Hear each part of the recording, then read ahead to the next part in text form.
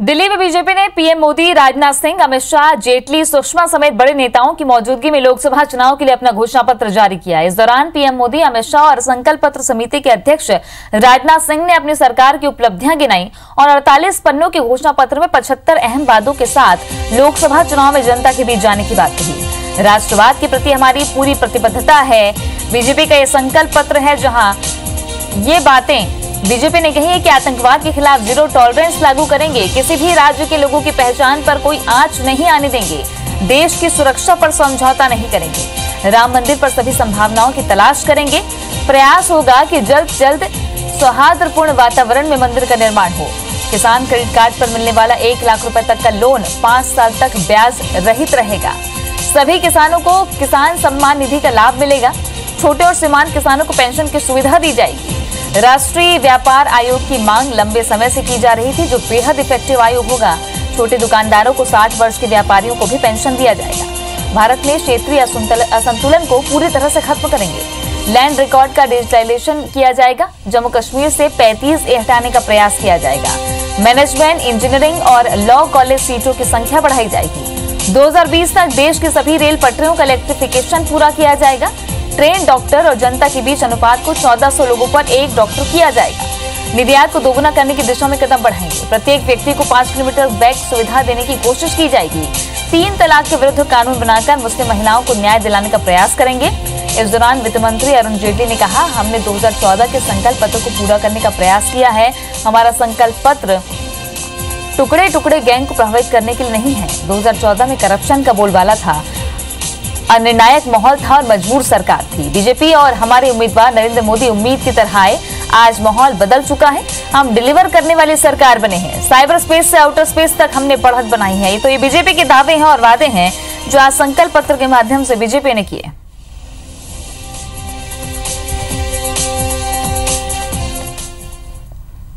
मोदी जी ने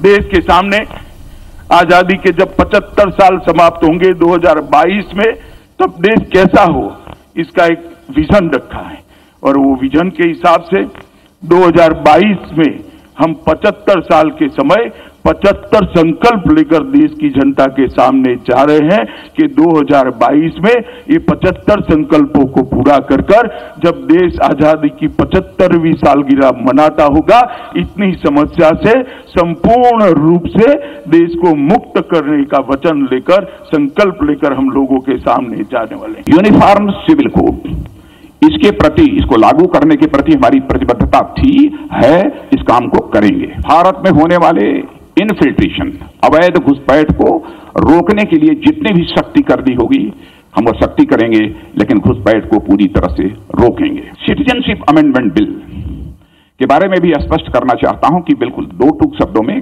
citizenship amendment bill को हम संसद के दोनों सदनों से पास कराएंगे और उसे हम लागू करेंगे। राम मंदिर का जहां तक प्रश्न है, पिछले चुनावी घोषणा पत्र में भी हम लोगों ने जो संकल्प किया था, उसी संकल्प को हम दोहराते हैं।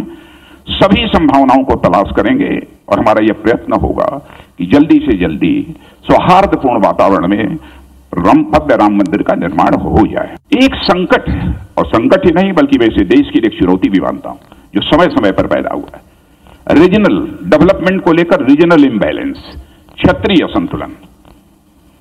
हम लोगों ने यह तय किया है कि भारत के अंदर जो रीजनल इम्बैलेंस है उसको हम समाप्त करके ही दम लेंगे। और मैं प्रधानमंत्री जी को विशेष रूप से बधाई देना चाहता हूं। जब से आपने प्रधानमंत्री की जिम्मेदारी सौंपी है, बराबर आपने इसकी चर्चा की है और क्षेत्रीय असंतुलन को कम करने के लिए, धीरे धीरे उसे पूरे समाप्त करने के लिए आपने कई प्रभावी कदम भी उठाए हैं।